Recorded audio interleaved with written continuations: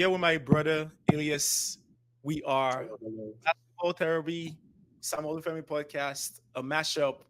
We're going to be here almost every week, hopefully, as far as life doesn't kill us. But yeah, it's been a great week. Elias, how you doing, bro? I'm doing good. I'm doing good. Schoolwork, but NBA moves on. There's no breaks for anybody, and No breaks. it's like a day like yesterday where I'm like, the games are cool, and it's like news after news, News game winner, uh, big stories just out of nowhere. There's always something going on in the NBA, so we have quite a bit to talk about today. I believe we're going to start off with the Joel Embiid news overall. Yes, So, sir. if you guys didn't know, Joel Embiid yesterday had an altercation after the 76ers loss.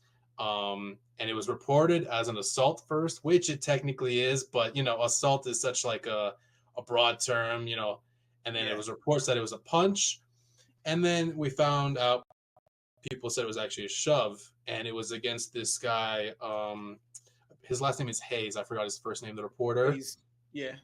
But I'll just read what Hayes wrote. I don't remember. I don't know when this came out, but he wrote this about Joel. It said, Joel Embiid consistently points to the birth of his son Arthur as the major inflection point in his basketball career. He often says he wants to be great, to leave a legacy for the boy named after his little brother, who tragically died in an automobile accident when Embiid was in his first year as a 76er. Well, in order to be great at your job, you first have to show up for work. Embiid has been great at just the opposite. Now, in his 11th season, he consistently has been in poor condition. This poor conditioning apparently seems to have delayed his debut this season. So this was before the season started, Yep. but this actually started, I believe, the game prior because Embiid had like a quote about like he does so much work to try and get better, and like people in the city don't respect him for that. And I'm pretty sure he was mostly referring to this guy. And then the altercation happened yesterday where I believe they had like a back and forth, I heard, for like 2 minutes, and then he shoved him, and everybody in the locker room was just kind of like, Whoa. what's going on? What's happening? So, you know, I mean, my initial thing when I heard like assault and then punch, I was like, wow, like what happened? But then, the news that it was this guy and what he wrote is just like, it's disgusting. Insane. It's I insane. it's I was like this came out before the season started, and I Yeah. saw the video. I saw the video of Embiid talking about like how much he's played injured for the city and stuff like that. From that moment on, you can see how pissed he was because he was cussing so much. It was like it's bullshit, blah blah blah. So whenever he was going to be one on one with this guy, we kind of could have expected that something was going to happen. But obviously, so this is my take. I I laugh at Joel Embiid. I laugh at the 76ers a lot of times, right? But it is deserved. What that dude said was like the paragraph after, he could have just started his story that way. There was no need Yeah. of bringing up his dead brother. There was no need of bringing up his kid. Like literally no need for all that. Joel, he deserves what Joel did even more, but you can't do that. It's like that kind of thing. You Yeah. can't just do that. Yeah. Honestly, if he punched him, if the dude went to the hospital, whatever, I think Joel has every right because the fact that he like started off like that and then immediately just uses that to slander him and be like, well, why aren't you working well enough to hold up your body? And Joel has talked about this. Like, obviously, if he could play every game, he would play every game, but his body just can't do it. And in his last quote, where he's like, "I've done so much for the city." Like, if you look in the playoffs last year, he was broke. He was playing with like I don't remember what it was, but Remember the eye thing? The he eye had the eye thing? thing. The eye Yeah, thing was big because the eye thing was like he could have like literally lost his vision yeah. because of that. Like just playing through injury, and obviously it sucks. I wish he could be more healthy. Like just the fact that the 76ers have started so poorly Yeah. this season. But again, yeah, I agree. I wish he punched him because that dude deserves he deserves it because Nah, that's just he like deserves it. ridiculous. Like Nah, I don't know he how you feel comfortable writing that about yeah, somebody. that's insane. And the problem, one of the biggest issues I have with this piece also is you have enough time when you write a piece to look back at your work and actually internalize, is this okay? Like, Yeah. is this okay to put out there? But whatever kind of a reaction he wanted and whatever thing he thought he wanted, he probably wanted it more than actually to internalize this and be like, bro, this is fucked up. And as I said, Joel, you have the right to punch that man more than once and actually throw hands on him. But in the position you are as an athlete, you can't just do it. Yeah. Yeah. It's I mean, yeah, that's basically it. He is in a position where he can't put hands on a reporter like that. Yeah. And yeah, about like the internalizing thing, like this obviously had to go through like some editor or Editor, something like that. Like other hey, people had to look at this and be like, that's okay. And it's so crazy because it's like you're in the locker room, like you have more human interaction with him than anybody else. Like I know people on NBA Twitter, people online in general just say very mean and nasty stuff about players and whatever. Parlay is gone. They didn't get a rebound. You say something really bad about him. There's like a disconnect, the human connection there. But this guy has literally like can be in the same room as Joel and ask him questions. So the fact that he felt comfortable enough to talk about his son and his late brother like this is just ridiculous. And it's crazy. but Um, on um, that note, we are for this episode we are doing panic button for teams and players. And Elias, you can go first. yeah, I think I'll just go through to the 76ers, starting off 1-4. And I think first with Joel, we don't really know. There hasn't been like an exact timetable about when he's returning. There's no communication of what is wrong with him. Yeah, which yeah, I don't even know. Like thinking about it, I'm like I don't remember what his injury is, or He and played. like He played in the in Olympics, and it was, oh, Joel is obvious. Like, he played in Olympics, and at the ending of the Olympics, he was ramping up to look better. Sorry. So yeah, continue. no, yeah, and now with this whole situation, I feel like a suspension of some sort. I mean, I don't think it.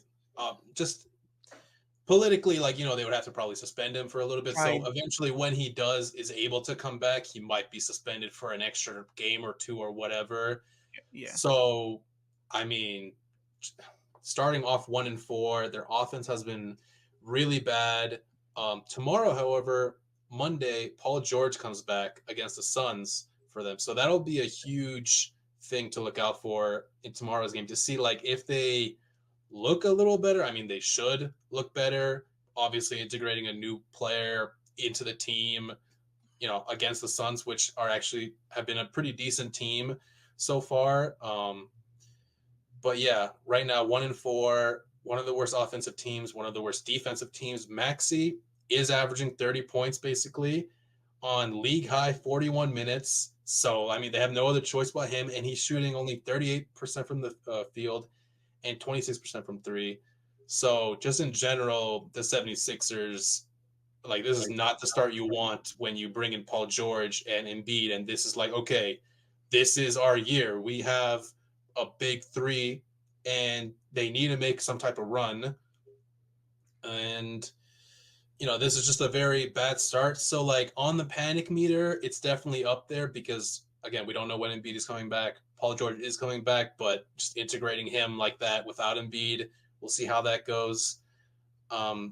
So there is a big asterisk on why they're playing so bad, but this is like the worst kind of start you could have as a 76er. And for me, one of the reasons why I was like, hey, if I'm a Philly fan, I just wouldn't be happy about this is, forget the stats. It's more you're creating a big three who I feel meshes well together, but Joel Embiid, we know he can't stay on the court consistently. He came out and said, I'm not playing back to backs. He legit said that. Yeah. Like, Yeah. right? The organization, everyone around him say he's not going to play back to back. It's not about MVPs. I find that as a problem. So I'll tell you why. So you have that. You have Paul George, who is also a very injury prone player at this stage of his career. Got You injured in have the preseason. you have a young point guard in Maxi who is learning the ropes, and you also have a coach who wants to play his guys high minutes. You know that as a Toronto Raptors Oh fan, yeah. Oh right? yeah. My thing is there's not enough time within the season for you guys to build actual uncut chemistry. I don't care the numbers, the names on the back of your jersey. If you guys can't get enough reps to test yourself against every type of opposition, and it's not even the thing about chemistry also is that it's not even maybe it's right, maybe it's perfect. It doesn't have to be perfect, but you go through enough kind of like rigorous games and stuff like that with losses and wins, and you see how it plays. And it's hard for the coaching staff to take information from the things they're doing now or the things Maxi and Paul George are going to do. And that information they take may not work for the things Embiid, Paul George, and Maxi is going to. You get what I'm Mhm. trying to say? And Yeah. having that throughout the whole season with a possibility that if I ask you, Elias, how many games do you think Maxi, PG, and Embiid are going to play after the end of the regular season? Let's say over over 35 or under 35. I'd say at least over 35. If it was like 41, I might say under. And I just feel that Just yeah. and I feel that's too low. I just feel that's extremely too low. Yeah. Like as much as another team we're going to talk about is in shit, I rather you go through all those things together Hmm. to actually come out better as a team. But if you guys don't go, I don't care the name of the back, number of the back of your shirt. It's just not going to work out well. And that's how I feel about 76ers. Yeah, definitely. I mean, when Joel said that he's not playing back to back, at first I was like, okay, you know what? I agree. Like he's been injured so long. At this point, it's just playoffs for them and all that. Mm-hmm. But we've seen with teams in the past, like you can't just expect in the playoffs you're gonna have it all together.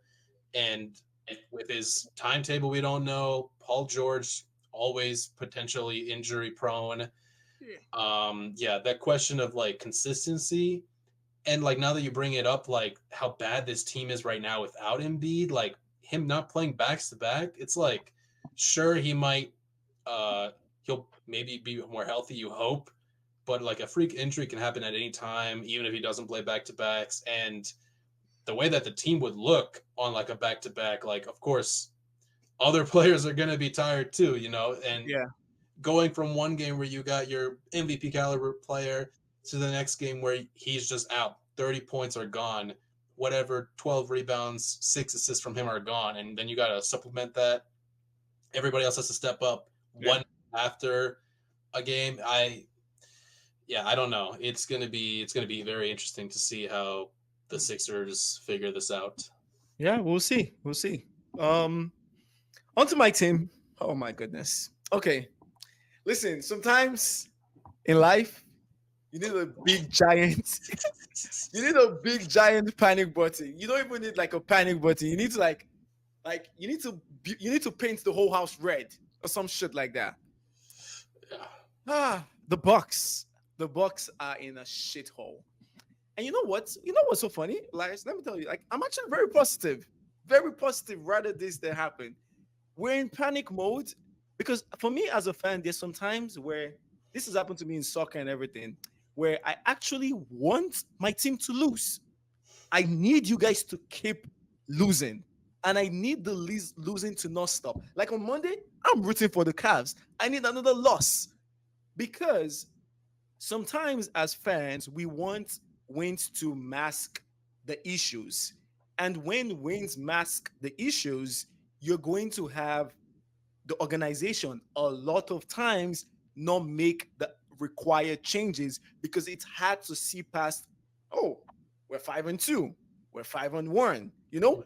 But I, as a fan who has seen this team for 2 years ago and who has been calling for this type of changes, has been pointing out the issue we had personnel wise. I called out the issue we had chemistry wise with Giannis and Dame last season, and I called out the organization for lacking any sort of plan in developing young players, which is pretty much coming to a rare end now. So the first thing, personnel issues. We spoke about this last episode. Brooke Lopez, Pat Connaughton, Bobby Portis. It's time to go. John Hurst, first thing you need to do is try to buy out Lonnie Walker's contract from whatever European team he is and get him on the team. It's that simple. You need some sort of credible scorer because watching that shit they play when Giannis or Dame is not having the ball and they have to score is a mess. And even if Chris was here, obviously Chris gives us that 20 point 20 to 30 points a game. Chris can come up with that, but he's still a negative defensively because he's washed on that end. And again, the reason why I'm so happy Chris is injured now is you don't get wins to mask these issues. You actually have to change as an organization, and this freaking GMs and people within the board don't want to change because the wins are there. That Dame and Giannis synergy. I've said it for so many times, and this is the simple way I'll put it. Dame and Giannis, since they came to the Bucks, they're still operating as separate entities. It's like when Dame has the ball, he's in Portland. When Giannis has the ball, he's the Bucks and the main guy. There's no right mesh to their skill set because they're not developing it really well and going through the pain and just the struggle of developing that. It's like they're operating as separate entities. The reason why we have a lot of duos that are amazing in this league is because these people have some sort of mesh. There's a yin and yang factor to the way they play. And with Dame and Giannis, it's not just existed. Follow, don't even remind me of the fact that freaking Giannis doesn't want to set a screen and stay there. I don't know what is wrong with him, and that's my guy. But it's kind of embarrassing that Brook Lopez and Dame are the one who have some sort of pick and roll chemistry, and not you, Giannis. Bro, you're 7 feet tall, 6'11", if I'm giving you. You can stay there. You're strong. When you're going to the rim, stay there and absorb the screen and actually give them a chance. Their synergy sucks. The last thing, I'm sure you saw the Mahjong Beauchamp Yeah, they news. didn't pick up his option for the next year. Yeah. I remember, obviously, I don't know too much about him. I watched college tapes. I saw some college tape, right? And I saw him early on in the box. Bud gave him some time out there. He has the right skill set. I'm not saying he's this play. He's not. I can't give him like, oh, he's going to be this player. But I'm saying in terms of the skill set the boy has, he has the right skill set. How is it that as an organization, you guys keep giving these veterans time on the court and they are making mistakes? They are missing rotations. They are being bad defensively, also, right? If we're going to give them these people, you're also a slow team. Why not just let the young players go make the mistakes? And they have athleticism. Look at Andre Jackson. Look at all the lineups that he's in and check the plus minus. It's much better than the veterans. We are a slow, unathletic team, and I hope we keep losing, losing, and losing until we make the right changes. That's it for me. How many games do you think it'll take for Doc Rivers to get fired? This isn't a Doc problem. I know, but I feel like as an organization, that might be like one of the first moves because since he came, they haven't really been good. And I know it's not on him, but it is like they gave him 3 years, whatever millions they gave him. I don't see any reason. Like for me, if I'm an owner, if you sack Doc Rivers, John Hust, you have to go to because you're the one who made this decision. Yeah. Right, John Hust, you have to go to. So it's that simple. Doc is an issue, but I feel he's bottom of the pile because I don't think any coach changes the personnel issues we have. Yeah, definitely. I just think it would be really funny if Darvin Ham was coaching this team. That would be the funniest shit ever. That would be so funny. That would be the funniest shit ever. But yeah, I totally agree about like the masking wins thing. Like the fact that Giannis and Dame last night, Giannis 34, 16, and 9, Dame 41 points. They both can score 50. Yeah. And then their second best player or second highest scorer was Taurean Prince.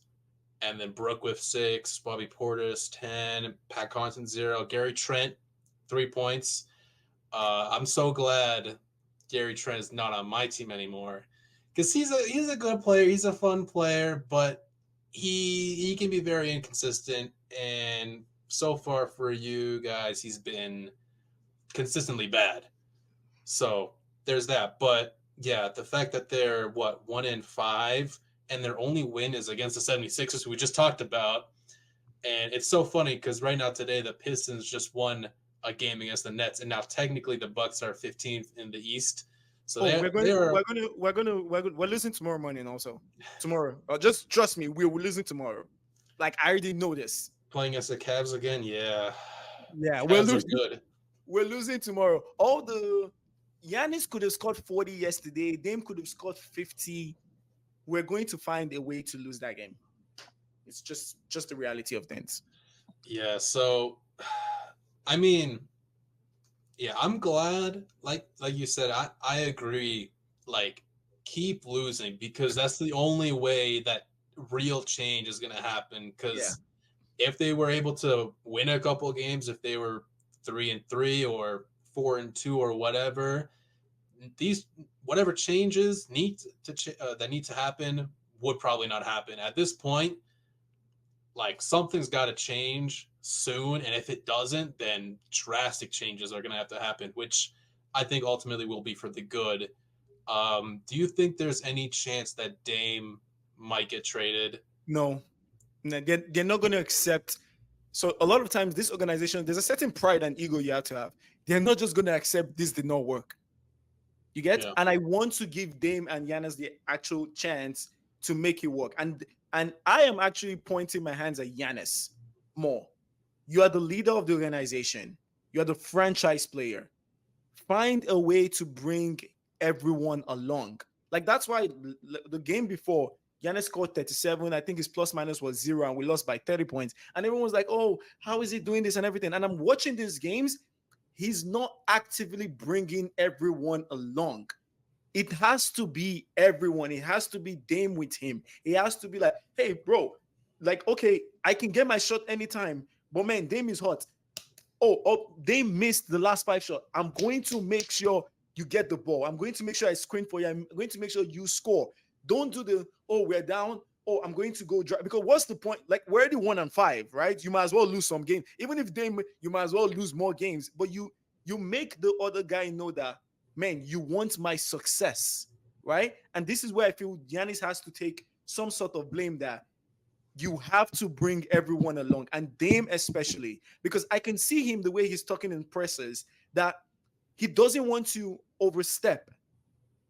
Giannis is the heaven and earth of the Bucks franchise, and he doesn't want to. So it's going to take that guy to stoop a bit low and be like, "Bro, I need you." Like literally, I can't do anything without you. We can't get anywhere without you and everything. And bring everyone along. You're the leader. You take the blame. We blame LeBron. We blame Kobe. We blame all these guys for this type of things. You're going to take that kind of blame. Do you think that they should have worked out during the summer, a bit more communicated, a bit Well, more? you know what? This is a group chat. We're not going to talk about this. We're not going to do this yet. We're not going to do this yet. I don't want to hear Uh, this. Oh man. Eugene and Joe are going to thank you for asking me that question so much. But I'm I not. mean, I don't know. You talk about chemistry and all that. I've seen that post by that that that great Twitter account where it's like the Oh, Zodiac. the zone I high. I love that page. And when the Zone high. Dame trade happened, it was like a C plus. Like C their plus. chemistry with Dame and Giannis didn't really work. I And wonder. so far, that's exactly true. You know Like it what? has not been working. I'm actually going to reply that post and ask him what happens if I take Brook Lopez and Bobby Portis out of there. Does that change anything? We'll I'm just see. saying. Just We'll saying. see. Okay. Yeah. Your next team. My next team, this one's a short one. Just want to mention them. The Hawks. They are 2-4. They won their first two games. And then they lost four games, including losing against the Wizards twice, which I just think is super embarrassing. And right now they're playing the Pelicans, and they have a 9 point lead on them, so they might win. Play the Celtics tomorrow. But yeah, the Hawks, I am just like kind of interested in what's the plan. Like, I know they don't have their first round pick this year, I don't think, so they have no reason not to be good. Yeah. But yeah, they're not good. And then like Trey Young had that one game against the Wizards where he was 2 of 15, which is just really gross. Their first overall pick, Zachary Richashar, isn't really doing too much in these games, and they're also injured. Okongwu, Bogdanovich are out. DeAndre Hunter is out. So, the Hawks have always been mid. It's so funny. Like, I believe, like, their record in the past couple years is like It's almost like it's like exactly, yeah, 500. exactly middle. And it's like they trade away to the Pelicans, which I believe you wanted to mention. And I was also interested in talking about the Pelicans as well. But they traded away DeJounte Murray, and it was like, I don't know, like, what their team is anymore. Yeah. And obviously, Trey is great, but I'm just kind of confused about how good they're even gonna be. I don't know. I'm just confused My by the Hawks my in general. my thing about the Hawks is I think there needs to be like a complete like except if you're not trading Trey Young, I feel redesign what your team is. Just redesign that because I look at them, I'm like, I don't know what you guys are going to either be great in, what you guys are about, and stuff like that. I feel they need to look internally and just say, we're going to redesign this. Like maybe we become a big team. We have Trey Young, right? We become a big team. Almost pull out a Toronto Raptors 6-9 on the win. Those type of like what I don't know if that's the right thing, right? I don't know exactly what the right thing is for them, but I just feel the lineup of Capella, Okongo, Bogdanovic, I'm just getting tired. Like it's like the same freaking guys on the same teams. And as you said, we have enough evidence that you guys are made.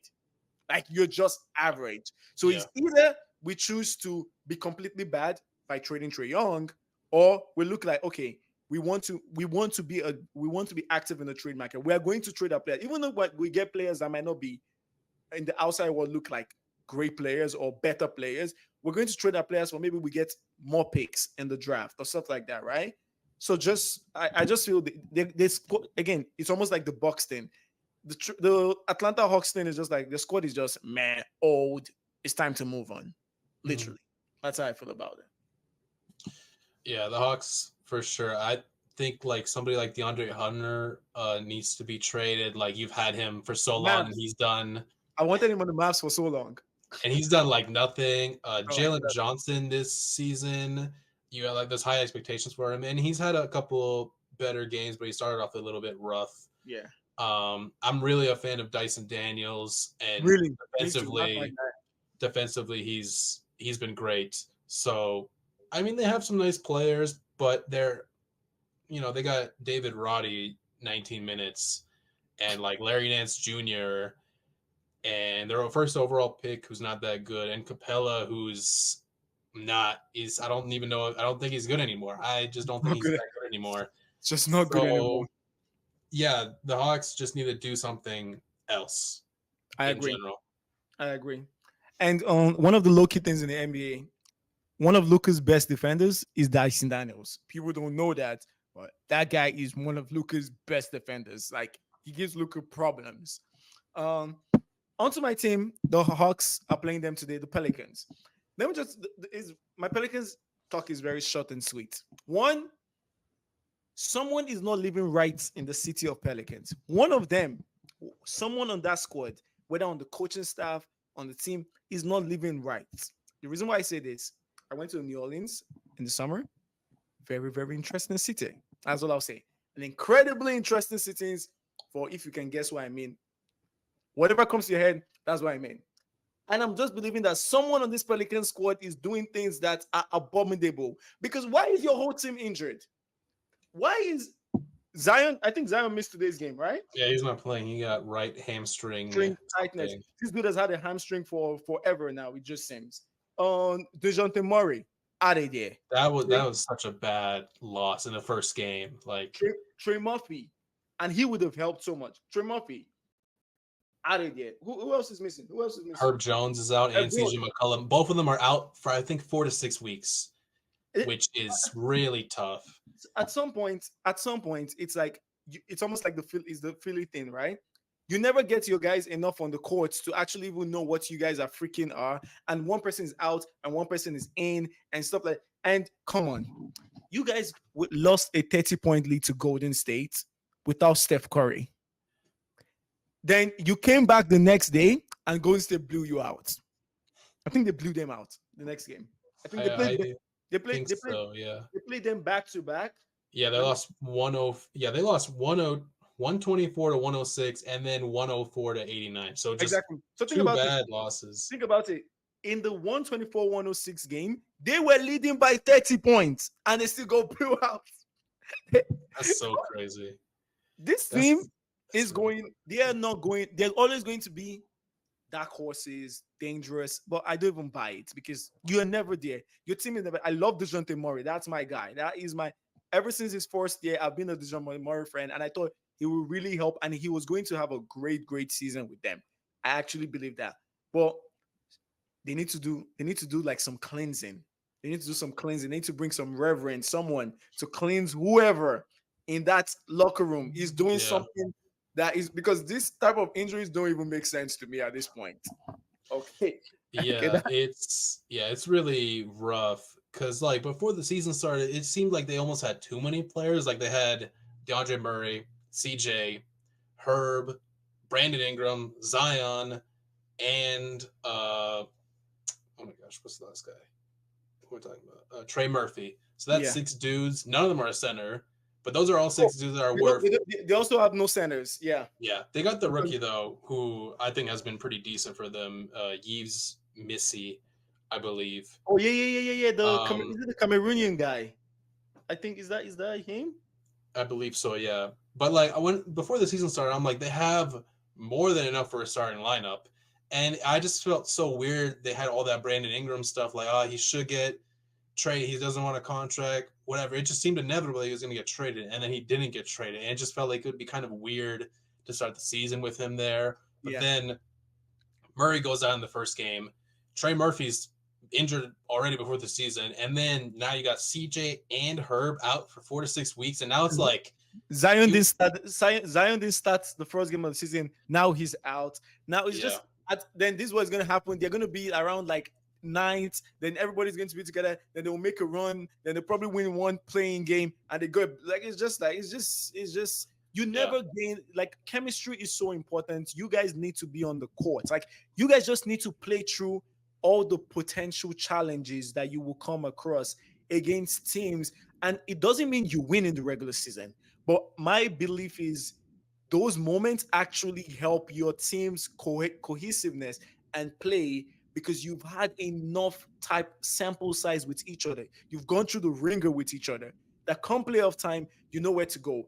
When you struggle, you're able to observe it well as a team and as a squad and all these type of things. It's just for me, it's just a mess. I just don't see. They're just going to be DeJounte is going to really help. Like I feel people, I can't wait for him to come back, and I hope he's really well. I felt he was going to have like at least a 24, 8-8 type of season. He's the type of player he is. Like that is DeJounte Murray. And especially with him not having any point guard to take away those responsibilities, like how we had with Trey. And you could even say, even with Trey, he was still having monster games. He's that good. So yeah, for Pelicans, man, they need to hit the panic button on that shit. And I think you know what? If you get to next inning, trade Zion. I'm in the boat. Trade Zion. Just trade really. Zion. Trade Zion. I'm I sorry. don't know, man. I'm a fan of Zion. I with that last game he had against the Lakers in the play-in this past season, where he I believe had 40, and then he got injured at the very end of it. Just felt like the entire Zion experience. Like great player, got injured, You and know what? now yeah. I forgot. Zion is the one actually not living life right. I figured it out now. We've seen all the clips. We've seen what this dude. He's the one. They need to cleanse that man. Now he's out. Yeah. Honestly, I don't even know why I even thought about it so much. Zion Williamson is the reason for all the Pelicans issue. He's not living right the life way. The things that man does off the court. yeah. He definitely has some stuff. Yeah, behind stuff that. Yeah, so that's all I can say about him. That's all we can say. That's all we can say. What's your next team? The next one was just kind of generally the rookie class Oh this boy, year has Jesus just kind Christ. of been like nothing. Like the top scorer right now is averaging 10.3 points per game, and then none of them have really stood out. Honestly, the only one that stood out to me like significantly is Ryan Dunn on the Suns On the because sun. he's like defensively. I've seen the stats against like LeBron and Luca and whatever, and he's like they got him in the dungeon, which I think is a great nickname. And then That's three, when you know what he can never fail. That's an incredible. He can never fail. I'm a fan now. yeah, Don't you? That's incredible.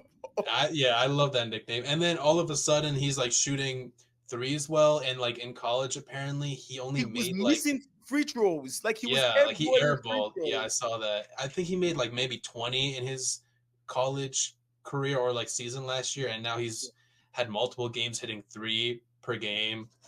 And then the only other rookies that are like the Hughes Missy on Pelicans because they needed a center. They had Daniel Tice, so I think he'll be decent. But then the Raptors rookies as well, Mogbo, Battle, and Sheed. But they Mhm. kind of like have to play because we don't have anybody healthy.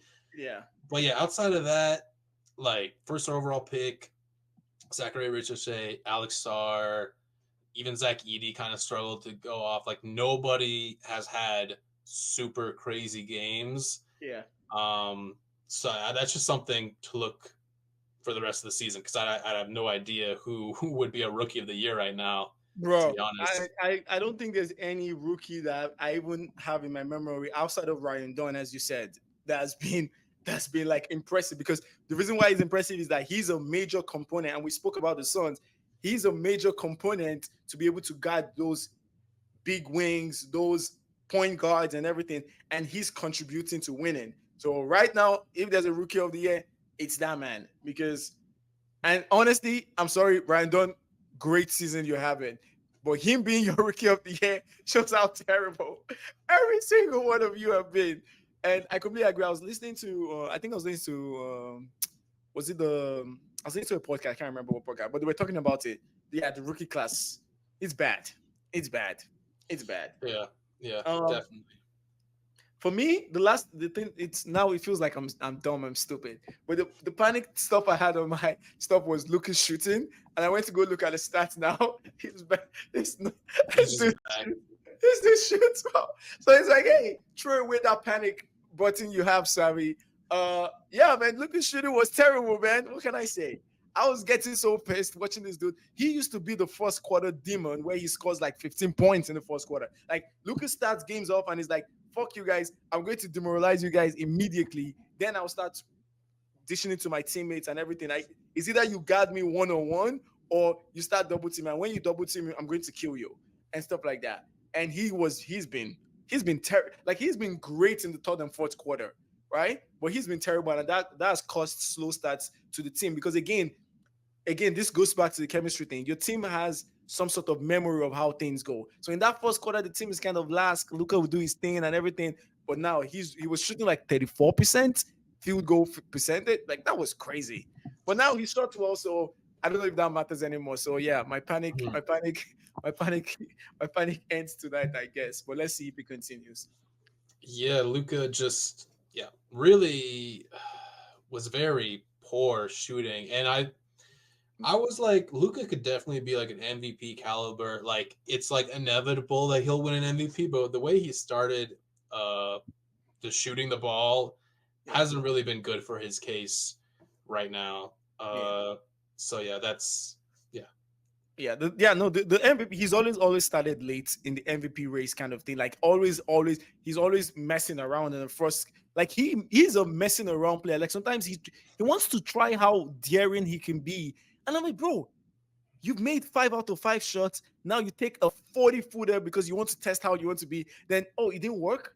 But I think it was close. And he goes take a 37. And before he just ruins his percentages. Like, he doesn't care about his percentages. That's one thing I've noticed. He absolutely he's those people.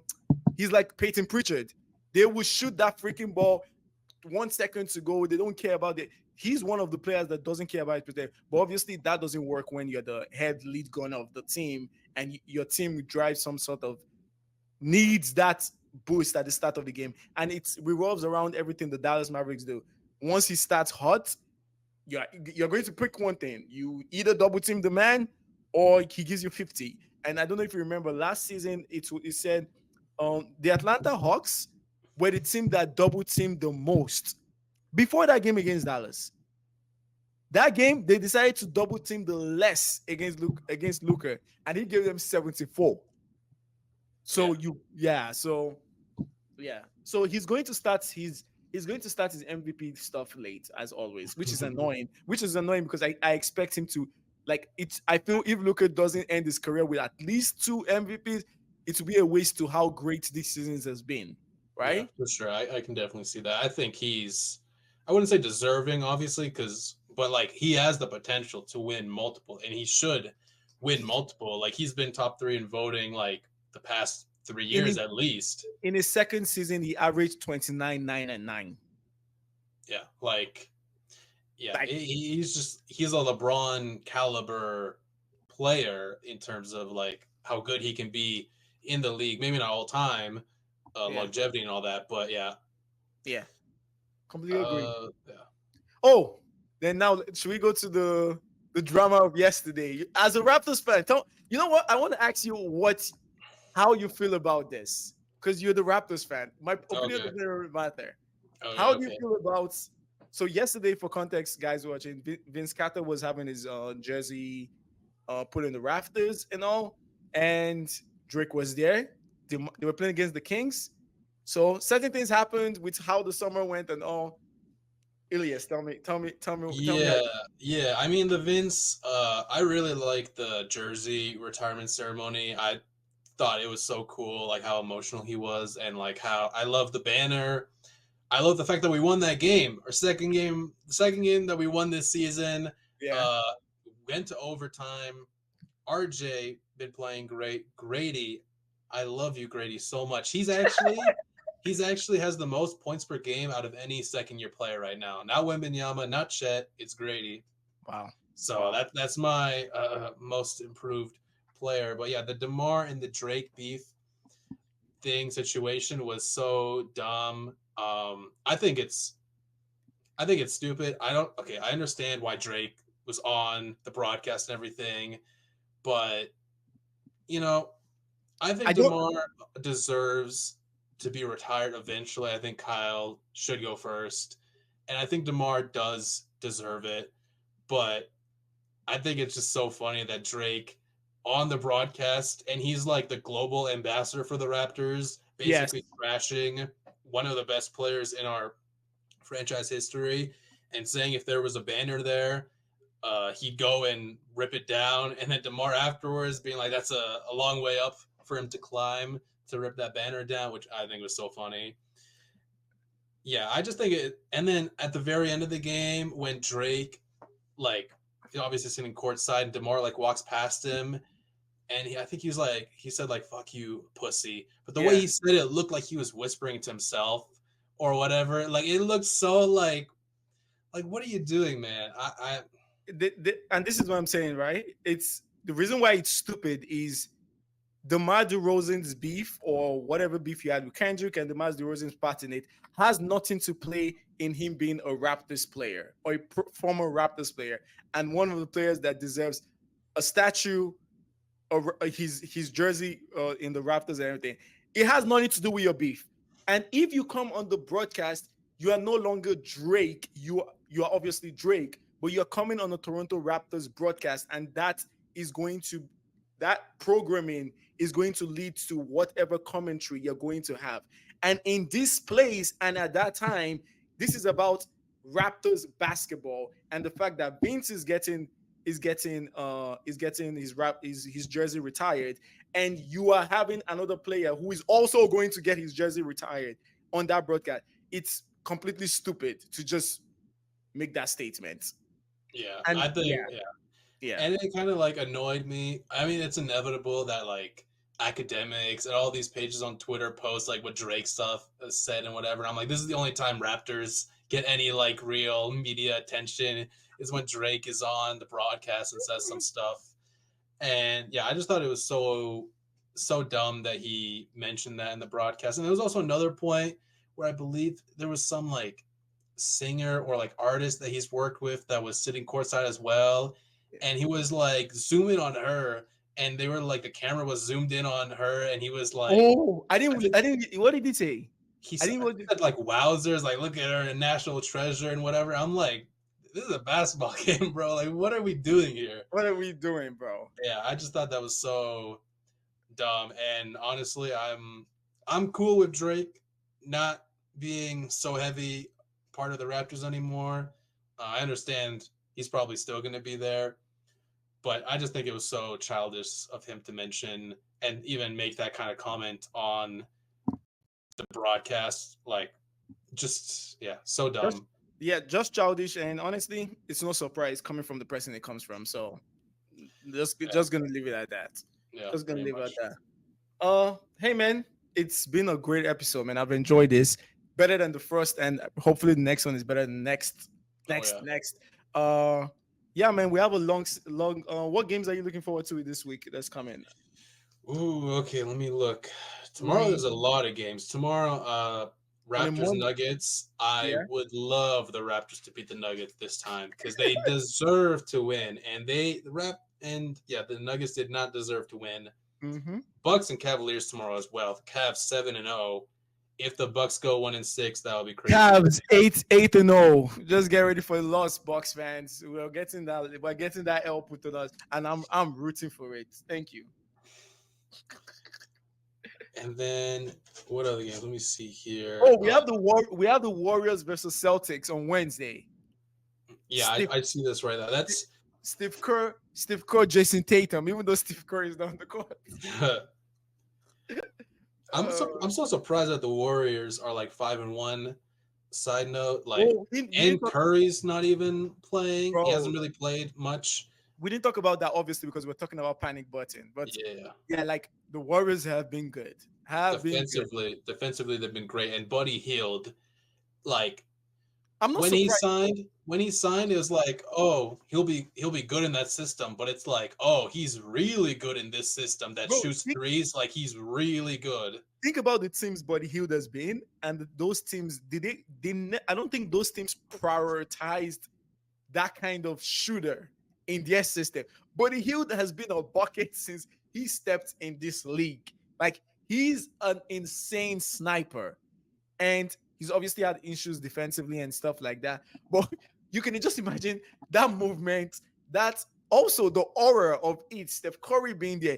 Like you have a team that would cheer on a shooter that is just pulling up from three, and you know how that building gets, and you know how the bench gets. Like it's just like I think there's some like adrenaline that's just pumped into shooters that are like that in Golden State system, bro. It Oh was yeah. always going to work. It was always going to work. Definitely. And then I see Lakers and Grizzlies on Wednesday as well. That might be Yeah. fun. See Jaren and Zach Edey versus AD and Mm-hmm. just Lakers and Grizzlies. I'm so impressed with Ja. Like the playmaking priority he's taken is so crazy. And I also saw he's attempted one dunk this season. Whoa. Only one, which That is so wild. that tells us something. That means he's prioritizing his body, and Yeah. that tells me he's pacing himself to get to a playoff run. Like Yeah. that just gives you an indication. And hey, man, Draymond said this like 2 years ago. He said that I think he played pickup soccer or anything, and he was telling people like the person that has like IQ that people don't think that they have IQ was Ja. And bro, the passes he's just making are just ridiculously like he's one of the top passers in the league. And Yeah. the passes he's been making, the one against the Bucks, there was this one where he was coming off the court and he just swung it with his left hand with and using that amount of power to swing the ball right on the dime and stuff. He and again, as you said, he's like, fuck my scoring. I'm going to score 22 points, 21 points, and I'm going to boost up the assist. And this goes back to Giannis thing I'm saying, where bring everyone along. Like it's fine. We know you can go get that, right? We're not doubting Jack can go get 30. No, but he's trying to bring his teammates along and stuff like that. And with a team that is also injury prone, I think that's very important to build the confidence of every other person on the team For that sure. will definitely have a net positive like in the future for the Grizzlies. No, Ja is incredible. for sure. And that lob when he was sitting down and just threw the lob, that was so crazy. But yeah, the fact that he's only attempted one dunk just tells me like he would always just attack the rim no matter what, no matter who was there. He would just attack it, and it would, he would score a ton. But the fact that he's not attempting it as much, he's prioritizing. He doesn't want to get injured Yeah. because I believe. I mean, I don't know how he got injured last year, but the fact that he was out for so long Was and I then he think got injured. was he an elbow? I believe. I think was he an elbow or I, something? I think so, or maybe like hand or something. But Yeah. just been super impressed with him. What other games? Oh my goodness! On Thursday they have Jazz and Bucks. The Jazz, who have not won a game yet and might not win a game, 0-6, is like immovable object and immovable force or whatever. Can I say it? Yeah. If you really want change, you need to lose against the Jazz. If the Jazz beat the Bucks, oh If man, the, think about it. oh I man. believe. I believe we're going to be 1-6 after Cavs. I just believe we're going to be 1-6 after Cavs. And imagine the Jazz get the win against us. There's no way they don't. You know what? I'm rooting for a loss. Against Still, the Jazz, please. and they have so many injured players too. What's It's more? so What's more? crazy. What's more embarrassing to have losing against a team that wants to lose? Pretty much. No, trust me. I've seen it. I've done this so many times with my teams where I'm actually like people think it's a joke. Like, I'm actually happy with us. This do you remember when we the Mavs missed out on the playoffs on Kyrie and when Luka and Kyrie were Oh yeah, together? yeah. And I remember people were like, "Oh, remember the Mavs tanked the last game, right?" I was absolutely Oh happy. The yeah, reason why I right. was happy, and that's how we got lively, right? Which is funny. The reason why I was happy was I knew in my heart that even though we won, we were going to get out in the first round. Like, we're going to be out in the first round because we were just not set up as a team then to play any credible opponent. And I was like, I rather take the embarrassment of losing now than the loss that we're going to get in the playoffs and stuff like that. So that's how I feel about it. Anything to add more? We're about to get out of here. No, nothing. I mean, my one Raptors take is I am all on board for the tank at this point. RJ quickly and Scotty have not played a single minute together. Scotty's out for, I believe, at least 4 weeks. So at this point, man, I'm all about moral victories. I'd like tomorrow if we can win against the Nuggets. I love that. But the way we've been able to tank this season, chef's kiss. Like we're missing free throws at the end of the games. We're turning the ball over a ton, and Yeah. we're collapsing in the fourth quarter. Like, Yeah. and Grady, just the fact that Grady has shown so much, Keep RJ going. has shown a lot offensively and playmaking wise. Ochai is now a real NBA player, actually scoring. I'm Keep just going. like, wow, like our rookies, second round rookies, I had no expectations for. Even Jacoby Walter finally came back the other day. I'm excited to see how he plays. I'm all for, like, I'm very glad we won when Vince retired and all that, but I'm all for losing Tanking. and Losing. tanking because, I mean, I'd love to see this team healthy, but at this point, we're going to be in such a hole. I would rather get Cooper Flag or any other top pick because I think we still need that. I don't think this team, if we were all healthy, would be good enough to be a. I mean, definitely not a championship caliber, or Yeah. I don't even know if they could win a first round against anybody. Like they would still be around 7, 6, 5, really pushing it, but they wouldn't really be a serious contender like that. Mm-hmm. So Mm-hmm. I think as much as it's gonna suck, at least, we have our pick, thank God. And we're going to lose, but hopefully these guys, Grady, improving so much. His ability to just attack the rim. And I've seen him go against Rudy Gobert. I've seen him go against Jokic and AD uh, at the rim. And I mean, he's just been so impressive to me, honestly. Yeah. And yeah, so I'm all for the moral victories at this point. It is what it is. Man, shout out tanking. I got Derek Lively through tanking, so I can't complain. That is it for us today. Basketball therapy. Check out Elias YouTube channel. Follow him on Twitter. I'll put all those links in here. So yeah, we're out. Peace, guys. Have a great one. Peace, bro. Peace.